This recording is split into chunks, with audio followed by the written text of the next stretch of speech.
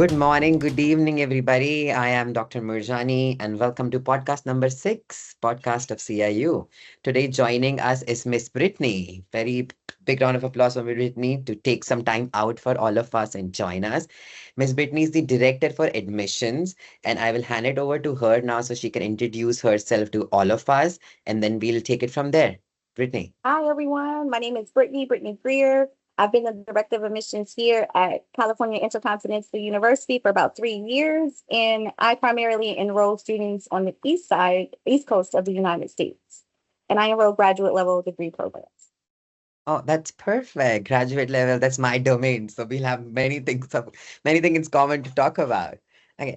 But, Before we get into the most what is happening in the admissions kind of a conversation, I would like to start this thing by asking that, you have been working with international education, international admissions from past 3 years, and maybe more in the past that we don't know about. What changes do you think is happening in the admissions side of education? yeah, so as it relates with international students, I think one of the biggest thing is we're seeing a boom in a lot of students internationally wanting to attend US-based schools. And to that, we have students in over 30 countries currently to speak to that. So that's been the biggest thing is that just CIU is getting to be the trailblazer in providing like worldwide education to students in various countries. So that's one of the biggest things that we can look for as it relates to international students. As it relates to domestic students, which are students that do reside in the United States, I would say that we're getting an influx of students that are interested in our graduate programs. We're getting a lot of students that are wanting to transfer from other universities that Mm. unfortunately might not have had such a pleasant experience.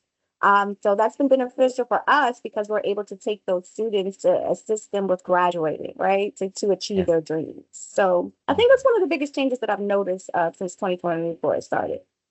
Oh, Yeah. that's nice. We're always happy when more students come in to our institution also and globally also because, well, education matters. So we would like everybody to study something.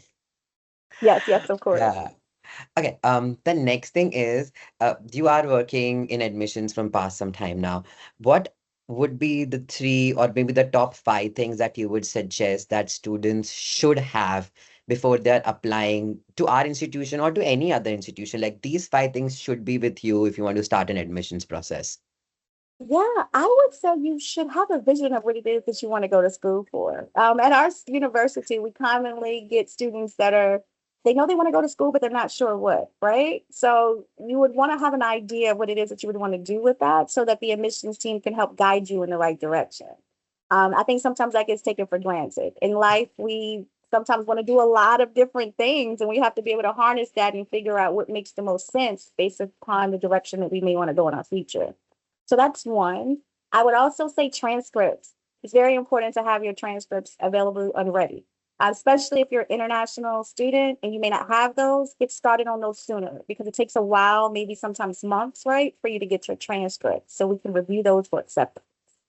Um, Also, I would say you definitely want to have a computer, a reliable computer and high-speed internet connection. Very Um, important. Very it important. sounds very basic, but that's very important. Yes, Yeah. yes, yes, yes, to have a reliable computer. And we Yeah. do have technology requirements that we could send out at any point in time if that's something that a student may need to see in advance. So let's see, that's one, two. We'll put that as three, package that together. I have two Yeah. more. Let's see. A good support system. I think that's something that you need as you're starting Yeah. your program. Yeah. We work primarily with working professionals with our graduate students. So a lot of these individuals are CEOs, COOs, CFOs of Fortune 500 companies. They have a lot of responsibilities as well Mhm. as their personal lives. So with Mhm. that being said, you need to have a really good support system that may help you with the Uh, kids or whatever it Yeah. is that you have going That's on so where you can I adhere I to the do completely, obligations. yeah, I do completely agree. It's very important because, when you are getting yourself enrolled in, let's say, a DBA program, which is going to take longer time than in general, you need that support system to keep you going. Absolutely. And then a Yeah. positive mindset about the experience. I think a lot of people are scared of the doctorate degree. They're like, doom, doom, doom, so you have to have a positive mindset. There may be some challenges that may come up in the program, but just Mm. understand that we have a wonderful support system that'll be here to help support you when you get into those challenging situations. So I think those are going to be the top things that a new student would want to know, as they're starting our program. Yes. Yeah. Oh, no, that all very valid points. And I think, I always say that you guys are the face of CIU because whenever the student comes in, the students meet you guys for the first time, and then you ease them in. And whatever you said that, having a positive mindset, having a strong system is very important because then we see how important it is when they get enrolled into the programs and they are studying with us. So it's like, all thing is interconnecting at the end of the day. Absolutely. And especially for those students, like I said earlier in the conversation, that are transferring. They're already Hmm. may have a chip on their shoulder because they might have had an unpleasant experience. So just letting them know that this is not going to be the same experience that you had last time. So that positive Yeah. mindset is so important because you start to look for things to go wrong versus everything that could go right for you. That is true. Okay, so this is a very general admissions related question, and I did ask this to somebody who I met like a few months ago, and she also works in admissions locally. So I told her, what is the give up time? Like, because I know that maybe a student, like if a student clicks on the link or if he fills up a form, you guys reach out, you call, you send them the email, you give them the information. What is the basic give up time? Like, this is the number of times I will call this student and then I'm done. If they don't Yeah. respond, if they don't pick up my calls, like, what is the give up time here? That's a good question. We have a contact strategy, and it's an 8-day contact strategy. So after Okay. 8 days, you will no longer get communication from us. Well, at least not that regularly. We'll say that. I would say after 8 days. However, if it's a student that you have spoken with, and maybe you guys fell out of contact, we will still reach out to you occasionally if we left it on good terms, just to Yeah. see if things have changed and if you're still interested. Yeah. No, I think 8 days is a good one because, for instance, if a student is thinking to get his MBA or his DBA done, so they are well versed about what this thing is, and if they do not understand or if they don't want to communicate with the admissions for more than 8 days, then you know that it's time to clean our hands off. Exactly, exactly. And we send emails, text messages. So it's not just a phone conversation. So we'll Mhm. know in 8 days if someone's not responding to one of those messages, probably not ready right now. Yeah. Yeah. Well, this is a very good time to give everybody a disclaimer that 8 days is our time. So please Eight get back days. to us in 8 days. And another disclaimer is within those 8 days, we do apologize, but we will be reaching out to you quite a lot Uh, via email, text yeah. messages, You will things of see that nature. CIU. Yeah, you will see CIU everywhere, which is a good Yeah. thing. Yeah. Okay. So, can you tell us like one like a story that you always remember from admissions? Maybe a student story or maybe a success story that you would feel like this is something that I took away from my job or that I took away that day. Yeah. So I've been in admissions for almost 16 years, so there's tons of fabulous stories and some terrifying stories mixed in there as well. But one more recent one, I just enrolled two students together, a referral. They work together, they're co-workers, and they want to start their own Mhm. business for a doctorate degree program. Yeah. And they were dragging their feet the whole time. So sometimes in admissions, we have to be motivators, coaches, Yeah. advisors, the whole nine. And they actually successfully started together, the both of them. But it wasn't for their struggles. So I did have to kind of talk one of them off the ledge, if you will, but it went well. And the funny thing about this story is the one friend that I thought was probably going to be a little bit more challenging was actually the easiest. And the one that I thought was going to be the easiest was the one that I had to get in, work a little bit harder to get enrolled. But I tell that story to say that it's incredibly rewarding to us. We see Mhm. students be afraid to go for their dreams often, and it's quite rewarding to be able to have a moment in life to help encourage someone to do something that they didn't think could have been possible, right? Mhm. So for me, I would say that's a really recent, actually last enrollment term story that I had.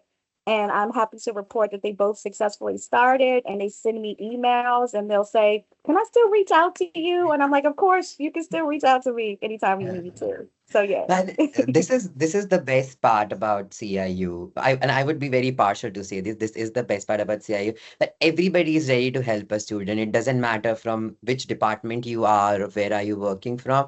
Everybody is there to assist them. I don't think so that we have in my time here I've ever heard a student that nobody replied back to me or my concern is still unresolved. So that is something that I give my institution a whole lot of pride about that I this would is agree. something that we're doing. Yeah.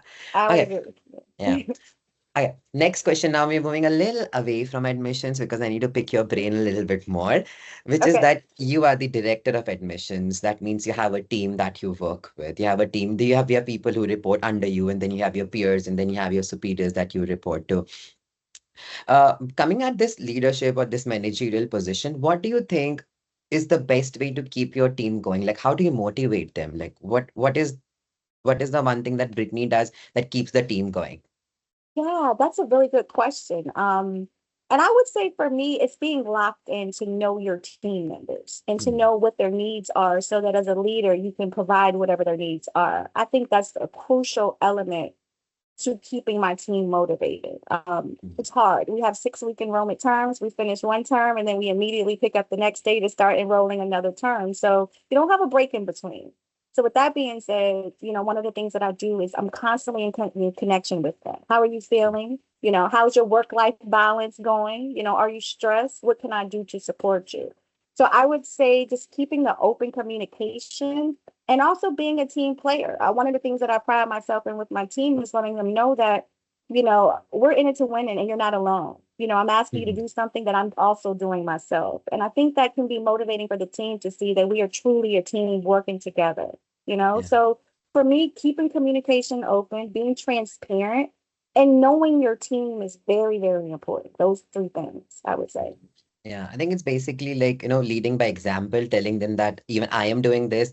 That is the reason you are also doing this. And if you need anything, please reach out. I'm there to help you. That goes a long way because it makes your team members much more at ease and much more comfortable that, if there is anything which might go wrong, they can easily reach out to you and say, you know what, how can I solve this? Yes, yes, of Yeah. course. Yeah. Perfect. Okay. The last thing before we would wind this up is some advice that you would like to give to the students who are planning to join CIU. Like, what would be your advice to them? I would say be patient with yourself and be patient with the institute. Like with any new relationship, you have to find your footing, right? You have to find your Yeah, groove and figure out who are my go-to people. And don't be discouraged. Like in the missions, we tell our students about all the wonderful things and the support that we can offer, and it is there. So yeah, I would say you have to reach out for support when you need it and be patient with your experience. Although, for instance, majority of our doctorate students, they want to graduate tomorrow, like they want to enroll yeah. today and then Oh, graduate tomorrow. they are, That's not going to yeah. be the case, right? And so Yeah. there may be times where you may have to go longer than you might have anticipated or wanted, but to stay the course. And I would say that the reward is going to be so much bigger and better than the challenges that could potentially come up through this process. That's what I would say to those You know, students. what is striking me in this whole conversation is how this thing is a full 360 because you tell them that, the reward, like be patient. You cannot boil an ocean in one day. You cannot submit your Yes, thesis in the second day. And then, the reward that you get the end is going to be worth it. And when we sit into the oral presentation and defenses of a TRP student, and when we tell them that, what, you are done, you have the doctorate now, no more edits, no more anything for yes, you, no more meetings with your chair for you, they all are so happy. And at that point of time, they just forget everything that, yeah. I spent like a week more time than I was expecting, or I had to do 5 times more revision than I was thinking that I would do my work. So I'm just connecting that how this thing whole That ends up is. at the same thing. Yeah, but that is Yeah. so true. Like we say the same things at the beginning and at the end, and then it's like a big sandwich and it all comes full Yeah. circle. I would agree. I would agree. Yeah. Yes. Okay. Now I'm going to tell the reason why we invited you, Brittany, here, because I was thinking about it and everybody was discussing who should we get on. And then I think Freddie was the one who said, let's get somebody from admissions. And it just hit me that, you know what, admissions is the first person that a student meets. But by the time they graduate, they never get an opportunity to thank people who got them in or the admissions team to get them in. So this is us officially thanking you for doing everything that you guys do. The reason why we see our students graduating is because of you guys. So thank you so much. Oh, that's so sweet. Thank you so much. Yes, I appreciate Y- it. And thank you too, because one of the things that I can say too about our wonderful, faculty, our staff, our academic administration team is that they support our students even from the very beginning. And one of the things that has been invaluable to me in this process is your team being so willing to meet with students before they're even enrolled.